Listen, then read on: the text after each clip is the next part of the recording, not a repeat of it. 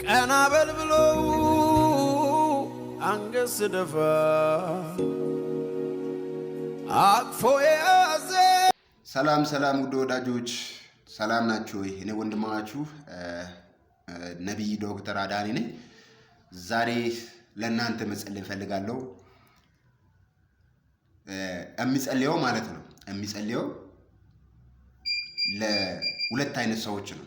ለሁለት አይነት ሰዎች በመጀመሪያ የእግዚአብሔር መንግስት ወንጌል ቤተክርስቲያን የወንጌል አጋር ይሆናለሁ፣ ይደግፋለሁ፣ በጎን ይቆማለሁ።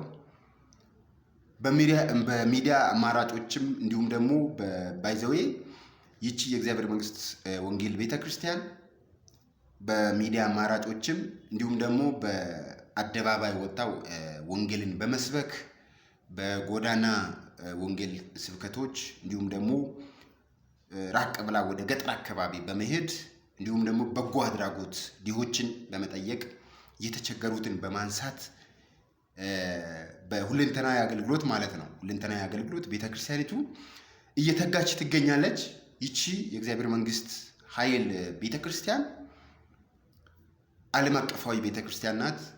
ሀገር ውስጥም ከሀገር ውጭም ወንጌልን ያበሰረች የኢየሱስን ተልእኮ በማቴዎስ ወንጌል ምዕራፍ 28 ከቁጥር 18 ላይ ያለውን የተሰጠውን ተልእኮ እየፈጸመች ያለች ቤተክርስቲያን ስለሆነች ይችን ቤተክርስቲያን በገንዘብ ይደግፋሉ።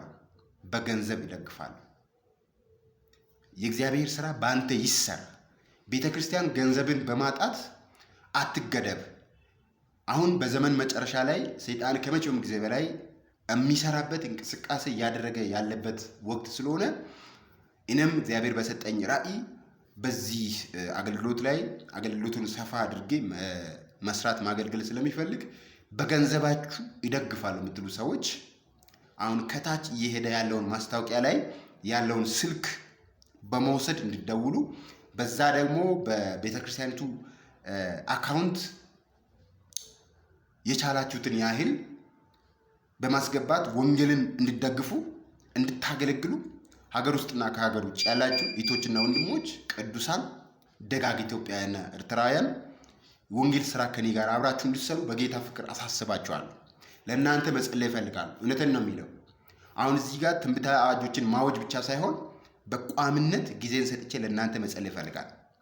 እግዚአብሔር በጣም ይረዳል። እግዚአብሔር በጣም ይሰማኛል። ለእያንዳንዳችሁ በስማችሁ መጸለይ እፈልጋለሁ። የምትችሉትን ያህል በዚህ በቤተ ክርስቲያን አካውንት ላይ እንድታስገቡ በጌታ ፍቅር አሳስባችኋለሁ። ውድ ወዳጆች ሆይ እኛ የተጠራ ነው ወንጌልን ለማገልገል ነው።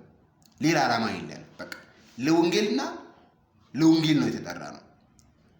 ገንዘብ ያላችሁ በገንዘባችሁ፣ ጸጋ ስጦታ ያላችሁ በማገልገል በጸጋ ስጦታችሁ፣ ዕውቀት ያላችሁ በዕውቀት፣ ጉልበት ያላችሁ በጉልበት መጸለይ የምትችሉ ሰዎች በጸሎት የእግዚአብሔርን ስራ እንድንሰራ ነው እግዚአብሔር በዚህ ምድር ላይ ያኖረን። ስለዚህ ለእናንተ መጸለይ እፈልጋለሁ። ቶሎ ምልክት አድርጉ። ስልኬን ከታች በኩል ያለውን በመውሰድ ምልክት አድርጉ፣ ደውሉ። እግዚአብሔር ዘመናችሁን ይባርክ። እሺ ስላላችሁ ስለታዘዛችሁ ጌታም ደግሞ ይታዘዝላችሁ።